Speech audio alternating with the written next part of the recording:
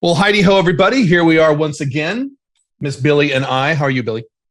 I'm great, Caleb. It's good to have you back. Thanks. Today, you want to talk about what we're going to talk about today? Or should I talk about what we're going to talk about today? You know, I think It was almost kind of your idea. So here's backroom baseball. Billie and I were discussing the topic for today of what to choose. And I listened to some topics. She's like, eh. And then I give her a topic, which is this topic. And I go, you're not going to talk about that. So let's just skip that. She goes, wait a minute. That's the best one. So maybe you should tell them what we're going to talk about and why you wanted to talk about it, because I know why I want to talk about it. So we're going to talk today about being a public-facing brand. So for a lot of you, if you're new to the podcast, if you're new to me, I hate being on camera. I feel like the biggest dork in the whole wide world. It's really uncomfortable for me. Which is normal. This is most people. It is. And the more guys I talk to through Caleb's programs, especially, I realize this is really common. We are an introverted, it's the norm, more intelligent than average group of individuals. So stepping out is hard.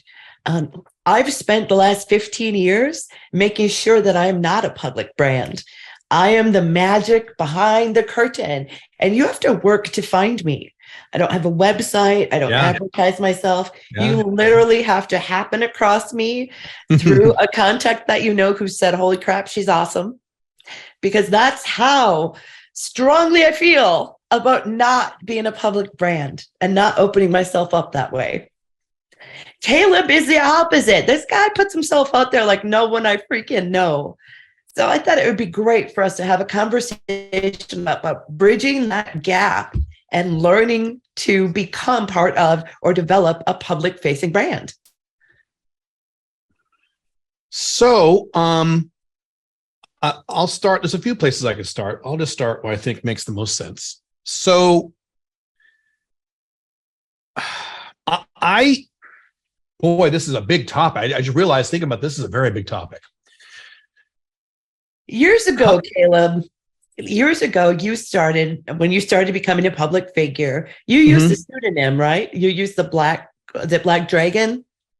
Right. So, but before that, I was a public speaker under my own name. So I went through several strange iterations. And this is probably not typical.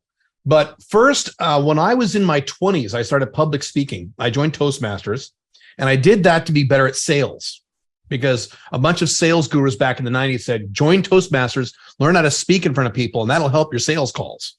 I went, well, that makes perfect sense, actually. So I joined Toastmasters, did some speeches, and I fucking loved it.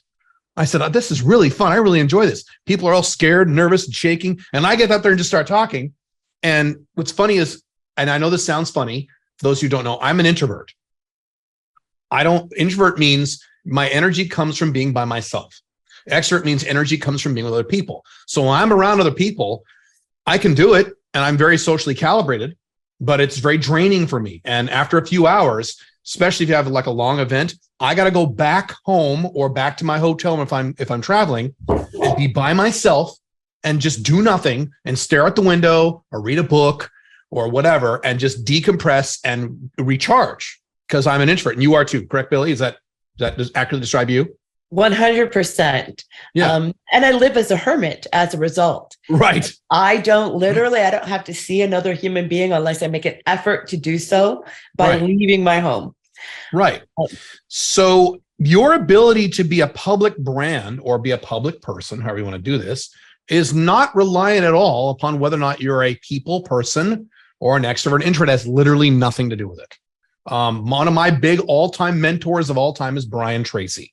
And this is a guy who has spent the past 50 years traveling the world, speaking 200 plus dates a year, even well into like his 80s, public speaking. And he was an introvert, just like me. And he had to go be by himself. So it's nothing to do with that. So the fact that you said, well, you're an introvert, why did you like public speaking? Nothing to do with it. You can be an introvert, enjoy public speaking. You can be an introvert, enjoy one-on-one conversations. It's funny that you say that, Caleb. Because for me, I would much rather stand in front of an audience of 50,000 people and talk about, and deliver a speech or talk about something that I know a lot about. I would do that in a heartbeat versus walking into like a traditional networking event where you're supposed to go and shake hands and schmooze. Not going to happen. Agree. It doesn't do that. Agree. Because I like that, speaking in front of a group. I like one-on-one conversations like this. I enjoy these a lot. But I tried traditional business networking. We walk into a networking group and oh my God, shoot me in the fucking head. I hated it. And there's some guys and gals I know who just love that stuff. And like, oh, and they go around the room and they flutter around like little birds. They talk to everyone and they get all happy because they're extroverts. So this charges them. They love this stuff. And I'm like, how do they do it? Shoot me in the head. I can emotionally gear myself up to talk to one stranger in that situation. Isn't that funny? And then I'm drained. Yeah. I have to recharge in order to approach another person. And what's funny is my son is an extrovert. So he and I will go to like an event together. We'll sit down. I'm on my phone waiting for the speaker. He will just turn to the person next to him and say, hi, my name's Josh. He did this. We were in Vegas in one of these events years ago. He's like, hi, my name's Josh. And he starts talking to this random person. And it was a woman who owned a company. And he was doing social media marketing back then. Today is marketing. And he got her as a client, like $3,000 a month just by saying hi. I would never occur to me to turn to him and say, hi, my name's Caleb. How are you today? I don't give a shit. But anyway, getting off topic, which we tend to do in this podcast, which is all right. It's all interrelated. Yeah, it's all interrelated. So anyway, I started doing public speaking sporadically. Doing that as a consultant. Then I joined Toastmasters, got pretty good with that, got a certification through Toastmasters. Then I joined the National Speakers Association, which is like Uber professional speakers. Great place, great organization. And even after I left that organization, I would still go back to their annual meetings once every few years. I haven't been back in a while because of COVID, things like that.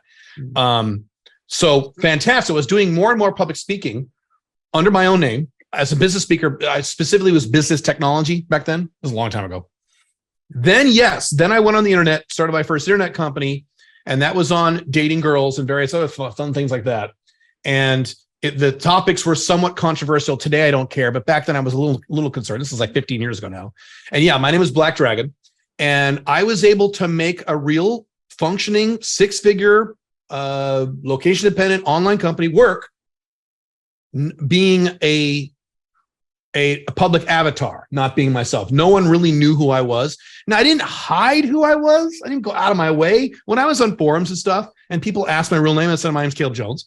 It wasn't any big deal, but I didn't go out of my way to advertise. So I advertised me as a symbol, and my name was Black Dragon, and that was it. I didn't put. And then eventually, when I came out with The Unchained Man, which is my biggest book, 2014, I made the decision to merge my consulting speaking practice under Caleb Jones with my dating Black Dragon stuff under one model called Alpha Male 2.0. And I said, okay, in order to do this, I'm going to have to do business under myself. If I'm going to be taken seriously as an author and as a true provider and scale this company, I needed to be myself, my face. And if it's controversial, that's the way it fucking goes.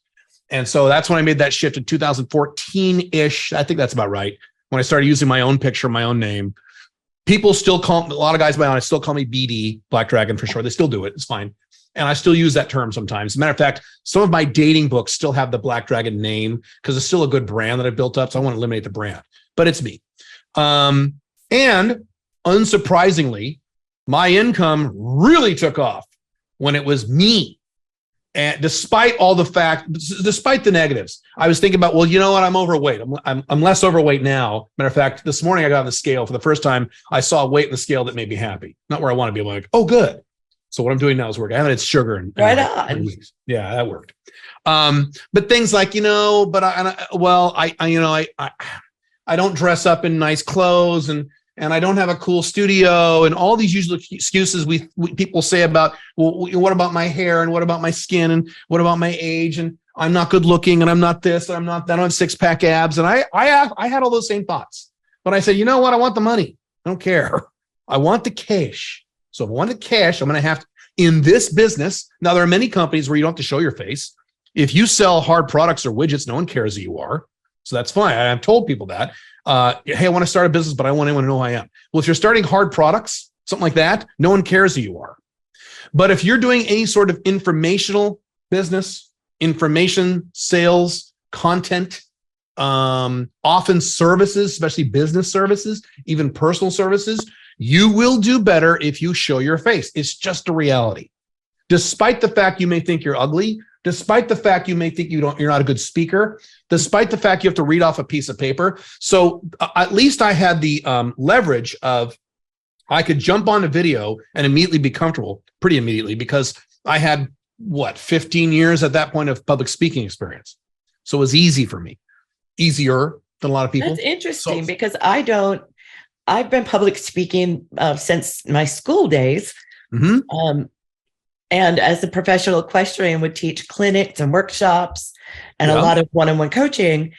And for me, that didn't translate into being in front of a camera. Why? It's the same thing. Yeah, I know that. I'm a smart girl. Same thing. You're just talking to a camera instead of a human. It's pretty much the same thing. Exactly. What emotionally is it? How is it different for you emotionally? Because a lot of people are going to run into this.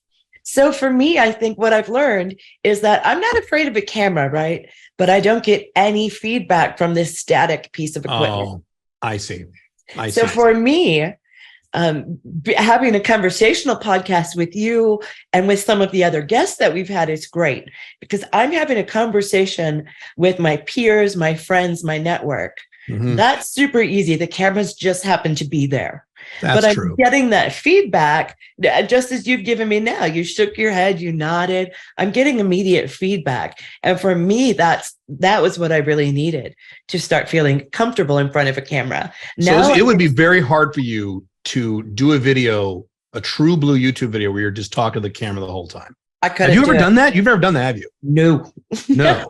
Okay. Not even for like your own course. You don't have any courses either. So you haven't done a course or that stuff. I haven't. And you're it's just a literally one-on-one person. because of these fears and these things, these self-limiting beliefs.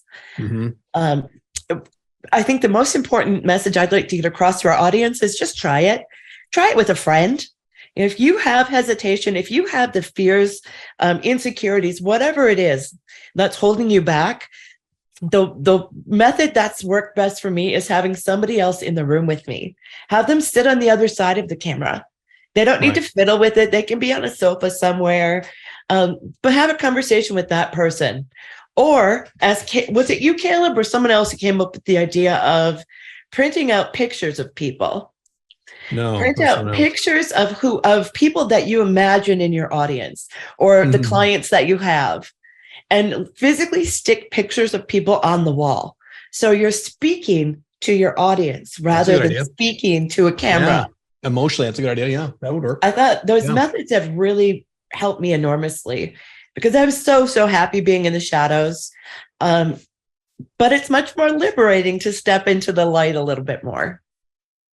And the thing that's impressed me the most, especially with the Sovereign CEO audience, because I know that you're almost all guys, or at least a very high percentage of men.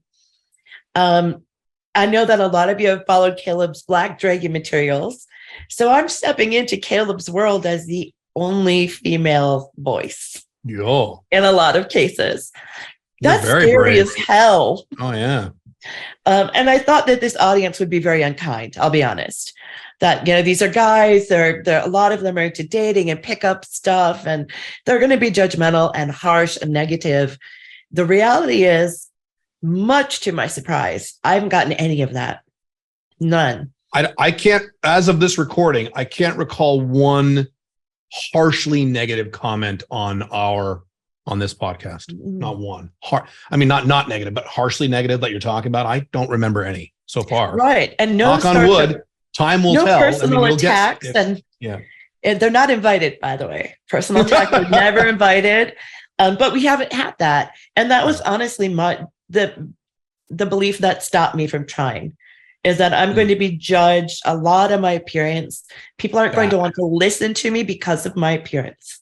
Right. That is the concern that everyone has, including men. Oh, what if I make fun of me? And I just did a video or record it. You probably saw this weeks ago on the recording of this when this video was uploaded, guys. But on haters and people concerned about what if someone makes fun of how I look and various other things. And that the way you handle that in a nutshell is you reframe it.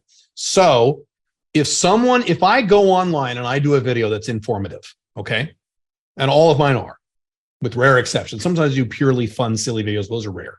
If I do something informative with something that is, nonfiction, informative, something that helps with facts, data, techniques, what have you. Okay. And then someone attacks me on my physical appearance. Okay. Which happens all the time. It happens on the internet. It's part of the internet. Welcome to the internet. If I looked like Brad Pitt, people would still do it. I've seen guys who are gorgeous, women who are gorgeous, and people attack them on their physical appearance. It's part of the internet. If that happens, that means they have not attacked my content. So guess what that means? The content is validated. Because if I did a video and I said, listen, you idiots, 2 + 2 = 5, you'd be like, no, it doesn't, you moron. Right? Now, if I give you a bunch of techniques, facts, statistics, whatever, and you don't mention any of those, but instead you talk about my nose or my hair or my weight or my skin or my shirt or what's in the back, whatever the fuck, what have you done? You have just validated my content. Because if there was something wrong with my content, you'd hit that first. And if you didn't, by attacking something that has nothing to do with my content, you've just indirectly validated my content. So you reframe this and say, oh, good, they're attacking my physical appearance. They're ignoring my content because they can't say anything bad about my content. Because again, if you say something stupid on the internet, people will call you out, as they should. And if they don't say anything about what you said, they just focus how you look, that's actually, I know it's not a good thing, but it actually is a good thing because it validates your content. So one of the things you do is just reframe this. And start there. The other thing is you also assume that it's that 2%. This is a rule we had in public speaking. You do a speech in front of any crowd on any topic, no matter how nice they are, doesn't matter what the crowd is. It's like a 2% rule, but not my 2%. It was a different 2% rule. I think that was our 2% or 3%. I think it was 2%. 2% of that audience is going to hate you. And so in public speaking, you would fill out these evaluation forms and hand them in, and then the speakers would just read through them and go, oh, do people like me? And there'd always be, if there's a group of 100 people, you'd say, you're great, you're great, you're great. 2 people, maybe 3 would say, oh, you suck, you're terrible, get off the stage, I can't believe you're an embarrassment. And that's normal. That is a statistical norm that 2% of people are going to hate you no matter what you say. You could, and I've seen this, I've used examples of like little old ladies back when I was a blogger, would do blogging on like gardening. And they would get haters. Little old ladies, sweet little ladies talking about gardening, they get haters. Doesn't matter who you are. You could say, the sky is blue today. Oh, bullshit, you liar. It's part of the internet. It's part of human nature. It's not even part of the internet. It's part of human. So you also factor that in there too. So those are the 2 things that can help you. Now, I know that's easier said than done, but those are 2 reframes you can make in your head about, well, what if people, Now, a third thing is, and Billie, you did this, before you go on camera, you take some time and you make yourself look a little better. So I have a little thing over here where I hate that I have to do this because I'm outcome independent. I would be naked if I could. I have a little mirror and I have a little hairbrush and I just check my hair really quick. Okay. And I check, make there's nothing in my face. I check, make sure there's no wrinkles on my shirt, straighten your shirt out. Right. I check what's behind me, talk about that. And then you launch. If you're a girl, you kind of do yourself up a little bit. You don't have to look like a supermodel. My wife spends 3 hours. Yeah. Well, see, you spend some time and you should spend some time. Like you make sure that you shower. Yes, that shit. you feel good, right. That your space is clean, that your body and your clothes are clean, and you feel good. Right. And then as you get better and more experience with this stuff, if you want to stick with it, you address your things like your lighting and stuff like that. Now, for these videos, my lighting isn't perfect because this is through webcam, because this is a conversation. But through my YouTube videos, I have a whole setup and I have several different setups and I have real lighting and, cameras. And so you do take the time and effort to minimize some of that. And a flip side of that is many of the criticisms you're going to get from your audience will be helpful. Yes, throughout the time I've been on YouTube, what, 3 years, 2 years? I forget. 2 or 3 years. And yeah, I get some hate, stupid shit that I ignore, or you click and delete it or ban it or whatever. But every once in a while you'll get a thing that says, Caleb, on your lighting, you might want to consider, and you go, oh, actually, that's a good idea. Or Caleb, on your background, you might want to consider, okay, that's a good idea. Hey, Caleb, with your microphone, you might want to consider, and then you can take that under advisement. A lot of people in your audience want to help you, and they're giving you the surprising thing. Actually constructive. That is the thing that surprised me the most, is we got a lot of just genuine feedback. People saying, hey, I experienced this too. It's great to have somebody talking about these things that, we deal with in our day-to-day lives. So there's There are a lot of positive comments, and keep them coming. We don't ever want to discourage you from commenting, but we love getting that positive feedback. Has empowered me to continue on camera. And as you guys who have been watching know, I kicked Caleb off of the last couple of podcasts so I could have different guests on. And this has all come about because we put ourselves out there, and a lot of people give us very positive feedback. And that small percentage who didn't, that's okay. We can use that to improve. But the other thing I learned, Caleb, is to really lean into who you are.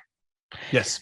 I'm not a supermodel. I'm not ever going to be a chick who primps and preens and really cares a great deal about that. I'm an outdoor girl. And I am like your quirky auntie in the business world. So I'm really leaning into that because I am a quirky, weird lady. I don't have kids, so I'm happy to have the audience as my nieces and nephews, proverbially speaking. So I'm going to be your quirky auntie going forward. And I'm just going to let those parts of my personality shine through. I don't need to be anyone else. This is who I am. Very good point. I'm glad you brought that up because I would not have brought that up, and that's critical. So in my dating material, you guys, I talk about having a persona, and that is an attractive personality that is 100% congruent to you. That is attractive. And this works the same way. Billie said it, and she's absolutely right about this. Most people, when they do this kind of thing, they feel like they have to put on a false front. They have to sound smarter, or they have to sound more polished, or they have to be really funny. They got to be like Robin Williams and be comedians, or they got to be like Andrew Tate, take their shirt off and they got to have a cool car. They think they have to be something they're not. And Billie, you are so right. You have to lean in 100%, 200% into who you actually are. You will notice I do this.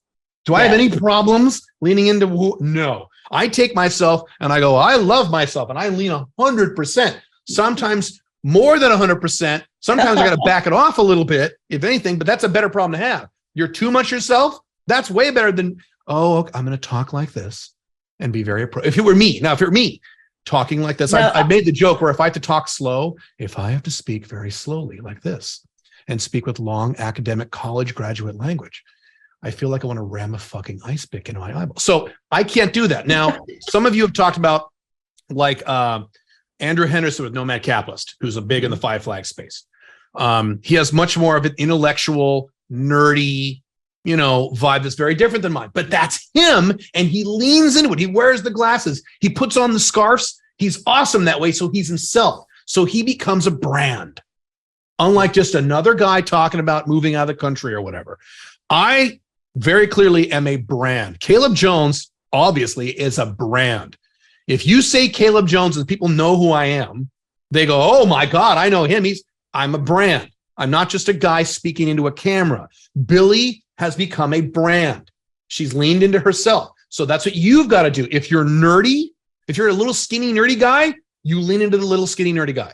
If you're funny, you'll lean into that. You'll try to not be funny. If you're smart, intellectual, if you're a Mr. Spock type of guy, you lean into that. If you're a big ripped guy with a big beard and you're, a biker type dude, you lean into that. If you're a really pretty hot, Barbie blonde like my wife, you fucking lean into that. Yeah. If you're a big overweight woman, you lean into that. It doesn't matter. You lean into who you are, and that becomes your brand. And now you're congruent. And the beauty of that is you don't have to try. You think I have to try to be me? This is me.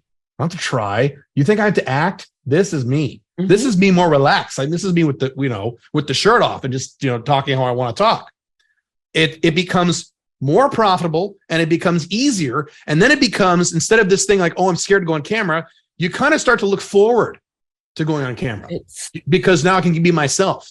And then the people who follow your content, who like you, now like you for you. And they're there because they like you.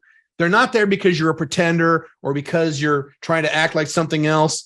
It becomes 100% congruent, and now you're making money in a congruent way, and you're becoming a real brand. So I'm so happy you brought that up because I would not even thought about this. Oh man, it's so liberating, Caleb. Yeah, it really is. Because as you know, I snowshoe race in the winter. This winter, I'm being a slacker and not doing hilarious. But usually every weekend I do a 5K. And I don't have kids, so I take my brother or sister's kids along. The youngest is now 8. So, I just drag kids along. But how many aunties do that? Say, let's go to a 5K halfway across the state today. I'll bribe you by giving you a compass or some other piece of outdoor gear. I will sing silly songs. We'll wear silly outfits.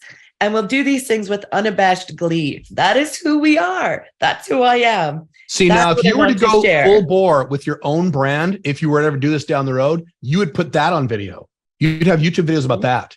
And there'd be people who'd be all over that shit. For example, you absolutely. But yeah, I just leaned into that. And I thought the way that I resonate with people in my snowshoeing community, everyone thinks of me as the quirky auntie. Oh, you're the one who brings the kids along. You're the one who takes other people's kids, other runners' kids, so they can go fast. Right. And the kids can just have fun doing ridiculous shit in the woods with Billie. That's who I am. It also applies to your, and I kind of implied this, but to be clear with you guys and girls, it applies to your flaws too. Mm-hmm. So your brand is also your flaws are part of your brand. So, good example. So you, Billie, when you first got on your first podcast, you were talking, I think first or second, you were talking about your ADD stuff. Mm-hmm. And you had a whole bunch of guys in the comments go, oh man, I have that too. Oh man. And you got a lot of feedback about it. Oh my God. And that was amazing to talk about ADHD and autism, which is so personal. Right. And something that most of my friends have no idea about because I can mask like a motherfucker. But yeah, being able to talk about that was so liberating. It was frightening at the time. Right. But afterwards, we had this huge, 20-some people commented saying, hey, I'm neurodivergent too. So all of a sudden you start building your community. Right. And and the community fosters you, which is just. And that's more branding, and it's more community building, and it's more money in your pocket if you're a business owner. That's the point. I've talked about, a few things. So throughout my content, I've talked about me losing weight. That's a flaw. That's one of the things I don't like, but that works. Guys love that topic. Guys love that shit. My videos do so great when I talk about what I'm doing for weight loss. They love talking about that stuff.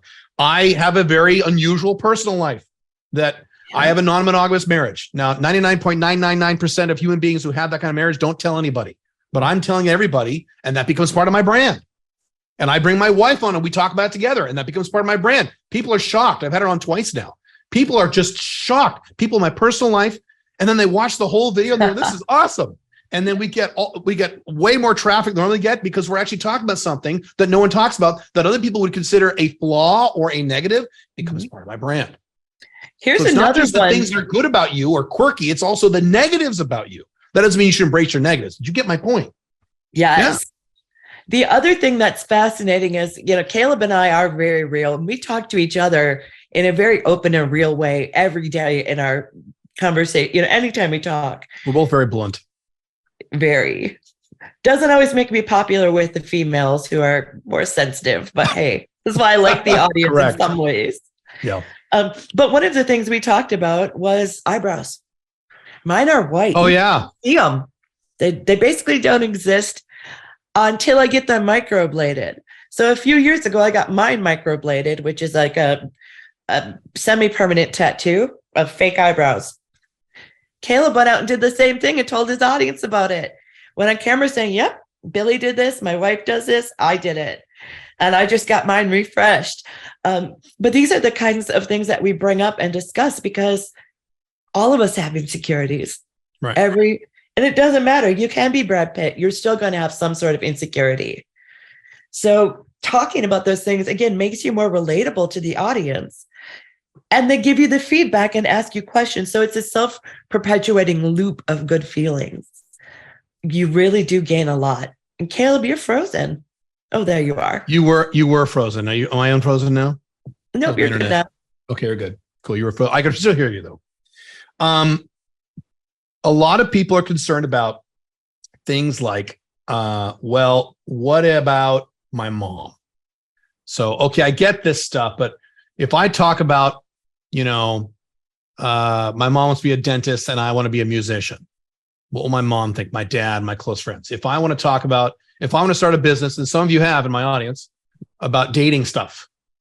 And oh no, my grandma, my mom, my dad, my cousin, my boss at work, my coworkers, what about them? It goes back to the same exact thing. This goes back to a much deeper issue that is beyond this, probably the scope of this podcast, unless you want to talk about it. And that is, whose life does this belong to? I talk a lot about this over my other content. Is this your life or is this your mom's life? Assuming you're over the age of 18. If you're under 18, I'm sorry, you belong to your mom and your dad. Sorry. 18 and over, whose life is it? It's your life. So what I was told when I was a young man was, I don't remember where I heard this, but it was, hey, is your mom going to pay all your bills for the rest of your life? No. Well, then what authority does she have over what you're going to do in terms of how you earn income? Is your dad going to pay all your bills? Is your cousin or your boss at work? Does your boss at work pay? Well, yeah, I get a paycheck from, yes. Is he going to pay all your bills for the rest of your life? No. So unless they're going to do this, they have no authority to get upset about what you're doing to create income. And as I've said a billion times, there's only two rules in life. This is my opinion. This is my philosophy. You're welcome to disagree. All of you and Billy too.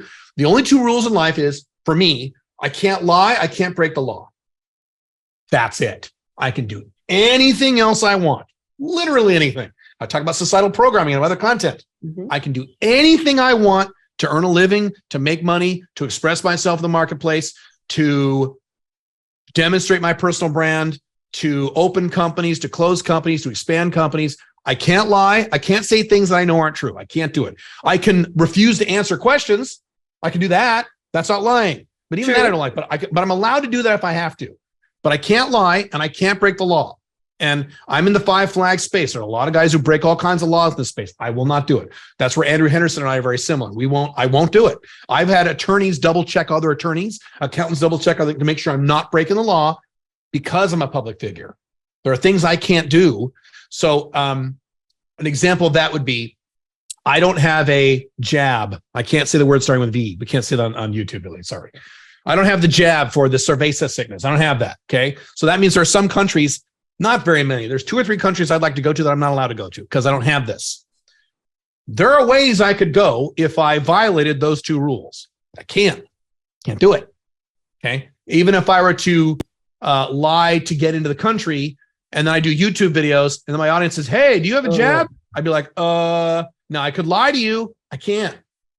So there are limitations I have because these 2 rules, but these are very tiny limitations. I have the whole world. The whole rest of the world do whatever I want with. So where was I going with this? So if you're worried about your close friends, family members, things like that, A, it's your life. B, I will tell you from experience, as someone who talks about reasonably controversial shit regarding his personal life and has been doing that for 16 years now. You think my mom hates me? No, we're about to, as this recording, we're about to go to Las Vegas in a few weeks with our team and a bunch of people in our coaching programs. And my 80-year-old mom is joining us. She's super excited. And we're going to have a great time. And so my mom loves me. My dad loves me. We have a great relationship. Do they agree with everything I do in my personal life? No. My mom used to be a Catholic nun. You think she loves this stuff? No. But she accepts me. I don't lie. I'm a good person. I'm a successful person. I'm a happy person. And she's also used to it. I've been doing this for so long. She's like, oh, okay. That's what Caleb does now. All right, fine. So it's not a big deal. It's not like these people are going to suddenly disown you and never talk to you ever again. That's very rare that kind of thing happens. So you're building this up in your brain more than you think.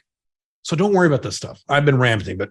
Right. But nobody's rejected me. None of my friends is that. And I dropped it on my social media so that my friends and family would know.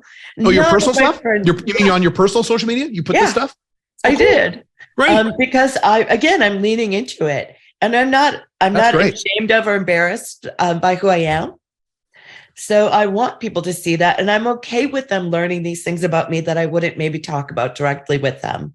Yeah. And nobody has messaged me and said, oh my God, Billy, I'm so pissed off at you. I've known you since middle school. Right. And you never told me you had ADHD or Asperger's. Right. So I didn't find out until I was much older. And it's not necessarily any of your business. Right. It's just not a conversation we've had. Yeah. What's funny about that is it's 2 reactions you'll get from people in your personal life. Either A, and this is the best word, they don't care. They don't give a shit. No one thinks about you. Everyone thinks they think about you. No one, guess who people think about? Themselves. They don't think about you. They don't care. So they go, okay, no, they don't care. Or the thing you thought was going to be embarrassing and make you look bad to your friends and family, they like it. Yeah. So I have had, when I've talked about I'm talking about the most controversial stuff I talk about a lot of controversial, non-monogamous relationships. Okay. I have had people in my personal life, including my close family, close friends, and old friends, seek me out and go, hey, this thing you're talking about no. So like, how do you do that? And they're super interested in it. And I've had, 9-to-1 more positive reactions to that stuff than negative ones. And frankly, here's the other thing is the people who are negative are just going to keep their mouths shut, usually. No, they're not. So I was just going to say the irony is me. When Caleb found me and asked me to work with him, I told him like, hey, your non-monogamy stuff is freaking gross. I think it's disgusting. It's not for me. Yuck. Right. No. Disease-ridden, gross. Yuck. Leave it away. You don't have to agree with everything to really have and forge an awesome relationship, whether that's with, one-on-one like Caleb and I have, or with an audience. You don't have to agree. Part of the fun of disagreement is understanding yourself and your own aversion and desire a little bit more. So Caleb and I actually have a hell of a lot of fun disagreeing and bantering back and forth to make the case for our beliefs. And that there's growth there. And that's where it increases interest from other parties as well, because they want, and that other people have their own opinions. So, as long as we're having a positive, polite discourse, we can talk about anything and disagree as much as we want and still have a great deal of fun doing it.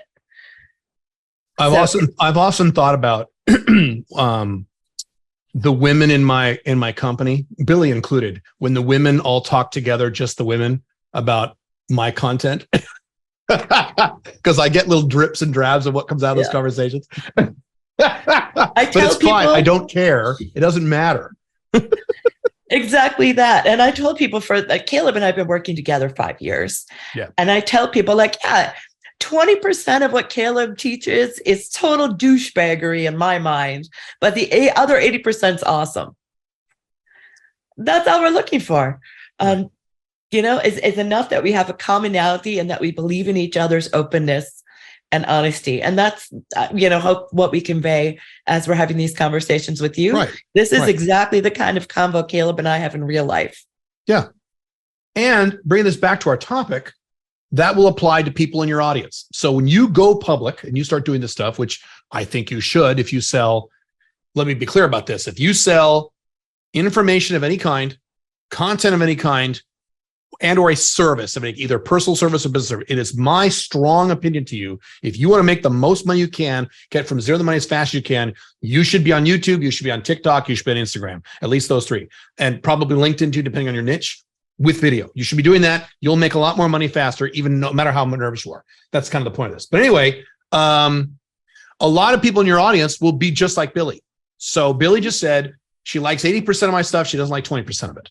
There are a lot of you, those of you who are in my audience, are in the exact same boat. You love 20%. Maybe it's 70-30. Maybe it's 60-40. You love 60-70% of what I say. Sometimes I'll start talking about whatever. It could be politics and go, oh, there goes Caleb about politics. Or it could be non-monogamy, or it could be America's collapsing in our lifetimes. You go, it's bullshit. And so there are parts that I may say you may hate, but you're still a regular member of my community, of my audience. Maybe you've even bought some of my stuff. So it doesn't matter. People don't have to have 100% agreement with you. Not everyone in your audience will be like that, and that's okay. On the flip side, you will have people in your audience who do 100% across the board with you. And you'll have those. I have a lot of those too. But a lot of them won't. And that's fine. That's not the objective. The objective is not to get an army of clones of you. That's so dumb. That's why I talk about things like mission. Don't copy my mission. Don't copy my goals. I tell my audience all the time, you're not me. I can teach you and I can help you on certain areas of your life you want to improve, but you're not me. You don't agree with everything. You don't want everything I want. You're not Billie, even if you have a lot of similarities to Billie. So it works the exact same way. What Billie just said works the exact same way, extended out to your audience. And again, all of these things I'm saying goes back to don't worry. Just do it. Take a deep breath. Be scared. Do it wrong a few times. Don't worry. You will be shocked at how much easier you think this is. It is rare. It happens, but it is rare that I see someone who goes public and they just get a wall of hatred and it ruins their lives. I've seen that happen, and it's usually because the person who does that is very uncalibrated and does make some big mistakes. Yeah. But that's the rare exception to the rule. Even people who fuck up, they tend to do fine, and every video gets better, and then your equipment gets better, your delivery gets better, you get more comfortable talking to the camera. I'm way better now talking to the camera than I used to be, 2-3 years ago. Yeah. You improve. You really have improved. Yeah. And I can do it now. So if I can do it, the rest of you can too. More than that. So really quick about you. I know I'm talking too much. I'll shut up. Oh, this is great. Okay. And you mentioned this earlier. So you guys and gals who are nervous about showing your face publicly, you don't have the bar that Billie had to overcome. Billie's coming into my audience for a bunch of hardcore guys, bunch of high testosterone guys, a lot of them in the dating world and some of them in the red pill world, some not. A lot of them in the Five Flags world. These are hardcore worlds where it's not super friendly to a lot of people of the female persuasion. Oh, no. Or at least people of female persuasion who don't look like super Instagram supermodels. Or even those too. Right. And Billie, if they're not able to use them for their own pleasure, then women don't really have any value in this audience. See, Billie's going to get it around. Yeah.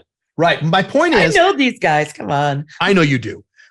Billie was walking into a lion's den that 99% of you don't need to do. You have it so much easier than Billie, and look, it worked out for her. It worked out better than great for her. So she had a much higher bar to clear than the vast majority of you do if you want to talk about whatever the fuck you want to, whatever your topic is. So if Billie said, if I can do it, you can do it. And that is more than true. Yeah. Thanks for validating that, Caleb. That helped. It's absolutely true. I didn't tell you this. I had some concerns. When you came on the first podcast, I didn't tell you because I want to scare you. I said, okay, there's a possibility we could get some real assholes in the comments, and I might have to go delete really quick to not, turn Billie off. But that didn't happen. No, it didn't. Thank you. But that's my point. You had a much higher bar to clear than the vast majority of the people watching this podcast, listening to our voices, have or had or will have. So exactly. No and excuses, man. You're going to be able to find your own voice so much more quickly. I had to jump in and fit into Caleb's energy and his audience's expectations. Yeah. When you start, there's very unlikely to be those expectations placed on you, except for that intrinsic pressure that you put on yourself. Right. No one else is waiting to judge you negatively or positively for that matter. But no one is looking to judge you. They're just looking to learn what you have to say. Right. They're looking for help. People go on YouTube or these platforms. I shouldn't say YouTube, Rumble, TikTok, Instagram. It doesn't matter. People go on the internet for one of two reasons: to be entertained because they're bored, or because they have a problem they need help with. And if you're starting a business, most likely you're in the second category. You're in the problem solving business. Billie and I are problem solvers. That's what we do for a living. We're very good at it. And so that's what they're looking for. They're not looking for your haircut. They're not looking for what race you are, if you're Black or Asian, they're not looking for that. They don't care. Yeah. They don't care. Matter of fact, no one has yet said Billie is ass ugly and looks like a gibbon. They've just said, hey, you have some cool things to say. I don't think you look like a gibbon. Well, it was the first thing that came to mind. I kind of look like my aliens. Oh, God, that was funny. Holy shit. What do I look like? If you look like a gibbon, what do I look like? Do I look a lemur? I look like a lemur. Okay, that's good. Billie's advice earlier, really quick, I want to double down that before we wrap this. We've got to wrap this in a few minutes. If you just are super uncomfortable talking to the camera, Billie's advice is accurate. Do the format where you're talking to someone else. Even if that person is off camera and you can hear their voice and you're talking. Here's a perfect example. The biggest podcast in the known universe is Joe Rogan. How good do you think Joe Rogan would be way back when he first started his podcast? Yes, I know he's a comedian. Just looking at the camera and talking about something serious for 25 minutes. Probably wouldn't be that good. And he probably would have been really terrible back in the day, right? That's not where he's a comedian. He can do stand-up. I'm talking about serious stuff. He talks his podcast. So instead, what he did is he talks to other people. He likes to have conversations, to Billie's point. So if you just can't get over that hump because of your personality or your fears, then do what Billie said. Have another person on the call with you, or have someone over the corner, the camera's on you, and you're having a back and forth with that person. And start there, and that'll get you comfortable on camera. Then you can move to the next step if you want. You probably should, depending on how big you want your scale of your business, to do what I do and talk to the camera. But you get started that way, it's a lot easier. Mm-hmm. And it takes a lot of the, right, Billie, it takes a lot of the fear and the anxiety and the pressure off. It does. And that feeling of looking at it, looking into a blank camera. It kind of brings up that blank page. What do I say? What did I want to do next? It erases that when you have something else to focus on. And that old adage of imagine your audience in their underwear or naked, whatever it is, that's the same. It's the same principle. Is that you're deflecting some of that pressure that you're putting on yourself. Right. You have anything else to say? We should probably wrap this up. We should. My advice to all of you listening is break out your cell phone or your computer, whatever it is, shoot a video. Make that your goal for this week to spend 1 minute in front of the camera if you haven't done that. 1 minute. And do it with a friend. Jump on Zoom like Caleb and I do with a friend and give yourself a chance. Get started. You'll be really surprised with what you're able to do, especially when you set yourself up for success in these ways. And I promise you, I'm not kidding about this. I'm right about this. This is what I do for a living. And I'm successful doing this. You will make more money if you get on camera with your own face and you say, you verbalize the solutions you're presenting to the marketplace. Can you make money without ever going on camera? Of course you can. I did it, but I had to work a lot harder and I made a lot less money than I could have had I been on camera from day one. Had I been Black Dragon and did videos, and at least put on like a black leather jacket or something stupid like that, some branding thing, I would have made a lot more money much more quickly, way back in the day, had I been public with my persona than hiding behind anonymity. You will make more money. Billie is right. It's not nearly as hard as you think. It's not. There's no reason not to do it with rare exception. Agreed. Cool. And you're working toward a goal here, guys. Right. Your correct. goal is to build your empire. Right. Empire buildings for means moving barriers and roadblocks. And if a roadblock for you is fear, we're here to help you get through it. Right. It's absolutely doable. And it's so much simpler than you think. The other thing is that, your mom is, I'm sure that, you had your first breakup in high school and your mom's or dad said, oh, there are plenty of other fish in the sea. There are plenty of people who will find you attractive and interesting. It's the same thing with your audience, guys. Your real self is interesting and attractive and fascinating as hell to a percentage of the population. Right. So put yourself out there and find out who they are. Right. And you only need a few hundred customers to make a lot of money. It's not like you need to be Elon Musk and make billions of dollars. You don't. A few hundred customers, often even less than that, to make a lot of money. You don't need tens of thousands of people to follow you on fucking Instagram. You don't. To hit your financial goals. You don't. Trust me on this. You don't. I have very little followers. I do just fine. I do more than fine. You don't need a lot of them. And I have almost no followers and I do great. And I know Billie does just fine. So yes. All right, guys. Thank you very much. Thank you, Billie. This was fun. This was fun. I hope we gave some of you guys that kick right in the ass to go out and start making videos. Cool. And if you do comment be sure to comment below. Be sure to subscribe and please leave your comments too for other topics you'd like Caleb and I or other guests to discuss as we go forward with the podcast. And in the link below, we have links now to the audio versions of this podcast on all the usual podcast platforms. So look below, you'll see all those links because a lot of you have asked for those. Cool. All right. Awesome. Thanks, We'll Caleb. see you guys next week. Thank you, Billie. See you then, everyone. Bye.